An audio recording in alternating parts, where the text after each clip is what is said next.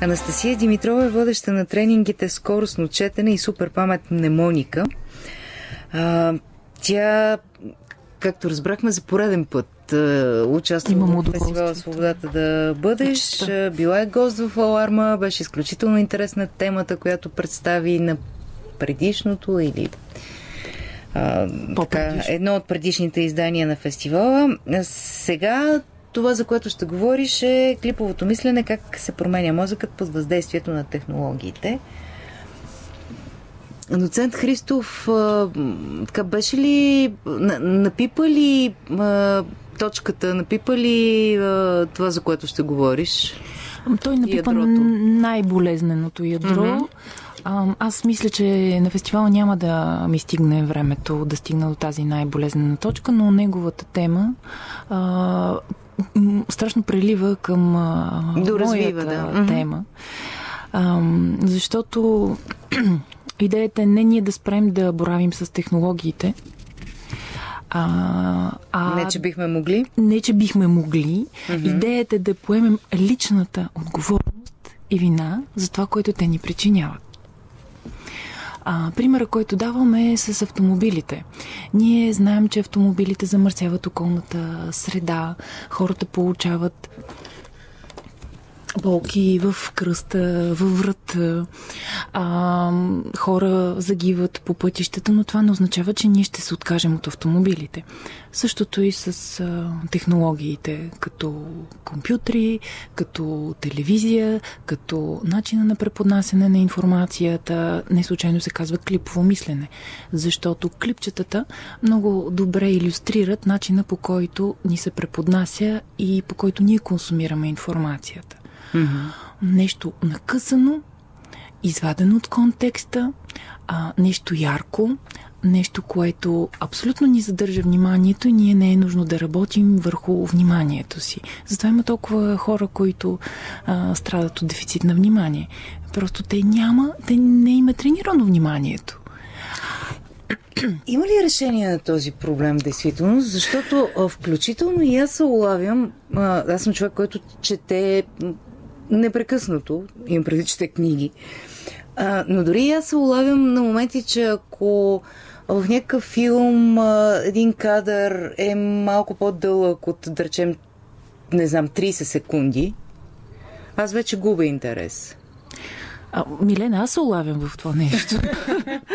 При условие, че работя и го виждам това в хората, с които работя. Самата съвсем наскоро се улових, че по телевизията мернах стар, класически, черно-бял филм. Мисля, че беше "Таралежите се раждат без будни". И по улицата вървяха младите герои на филма и нищо повече не се случваше в кадра. Те просто вървяха. Аз започнах да разглеждам улиците на София, колко са чистички, как няма коли, там 70-те години, кога е сниман филма. И аз се улових, хайде, нещо ще се случва ли? И се сетих за днешните деца, когато родителите им пускат филмчета, с които те са израснали, например някакви анимационни филмчета. Виж, аз съм израснал с това филмче. И децата, заставайки пред телевизора или пред екрана, така: айде бе, няма ли нещо да се случва, кога ще преплуват тази река с тази лодчица? Така че и аз, и вие, и това е проблем. Затова ще говоря за него. Защото това променя мозъка ни. Например, вие знаете ли, че ако изследваме мозъка на един възрастен човек, да кажем на нашата баба, докато тя чете, ще светне зоната на мозъка, която е отговорна за четенето. Но ако изследваме мозъка на един тинейджър, как той чете, няма да светне мозъка унази зона, която чете. Да, там ще си дреме мозък. Ще светне зоната, която отговаря за интуитивното решение на проблемите. Тинейджъра не чете. Той интуитивно разпознава някакви модели, разпознава думи. Той не може да отдели главното от второстепенното. За него текста е една торба с думи сипана, която той нещо трябва да се справи. Подобно... Това за всички тинейджери ли въжи или просто правиш някакво обобщение? Всички ми е много... Не всички жени, всички мъже, всички хора, всички българи. Няма такова нещо като всички. Говорим за масов проблем. Плюсът е, че човек с клипово мислене много бързо може да превключи от една дейност на друга. Минусът е, че не може да се концентрира. Минусът е, че не работи въображението. Това, за което говорихме, че докато... Това, за което доцент Христов каза, че ние докато четем, работи въображението.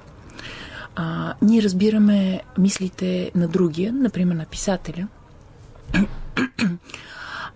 докато когато имаме готов филм, няма нужда от въображение. Героя вече ни е представен с всичките му дрехи. Герой, декор, костюми и всичко. Нашето въображение просто седи и дреме. Добре, това адаптивен процес ли е? И полезен ли е той? Значи, това е част от нас. И в Не, имам предвид, адаптираме се спрямо времето, в което живеем, спрямо света, такъв какъвто е сега, или? Да. Мозък е изключително пластичен и може да се нагоди към начина, по който съществува света около него. Клиповото мислене, клиповете са на колко? На около 20 години. Ярките клипове с смяната на бързата смяна на декори. Дали има 20 години? Горе-долу. Още се казва ние там, педагозите, психолозите, MTV поколението. Спомнете си, когато се появява MTV канал, това започва да се случва. На миналия фестивал темата, по която говорих, беше технологичния дивак. За съжаление, много хора не разпознаха в себе си технологичния дивак. И примерът, който дадох, е, че през средновековието за един човек не е било проблем да научи втори, трети език. Днес колко хора знаят втори, трети език и според мен повечето време ние ги учим тези езици. Книгите тогава са били изключително тежко написани. Днес ние тези книги въобще не можем и да си представим, че ще прочетем някоя от тях. Вие знаете ли, че преди няколко години британското списание Метро дава предложение да се съкрати приказката Червената шапчица. Защото днешните деца, нямат нужната концентрация, за да я прочетат. Нещо повече, тук не говорим само за концентрацията, тук говорим за начина отново на възприемане на света. Ако смисъла на литературата е процеса, не ни интересува, че Анна Каренина накрая се хвърля под влака. Нас ни интересува какво се е случвало през това време, какви са отношенията и с детето, и с съпруга, и с обществото, с любовника. Много често голяма част от удоволствието от четене на книгата е от начина, по който е написано. Според мен 99% е края толкова действието, колкото Точно така. Днешните деца в повечето, говоря за проблема, който съществува. Не говоря, че вашето дете е такова. Днешните деца не искат да слушат цялата приказка. Те искат екшъна. Да, е там. Вълка, където е изял червената и после ловците са дошли и са разпорили корема му. Това е интересното. А не морала, че малките момиченца не бива да ходят сами в гората. Защото смисъл на тази приказка е морала. И смисъл на всяка приказка е морала. Децата търсят екшъна. И това е проблем. Затова нямат и критичното мислене, за което също доцент Христов засегна. Лесно са манипулируеми. Лесно могат да бъдат излъгани. Кой печели от това? Хората, които изкарват пари. Повече по темата на 16 април. От Анастасия Димитрова. Ще продължим.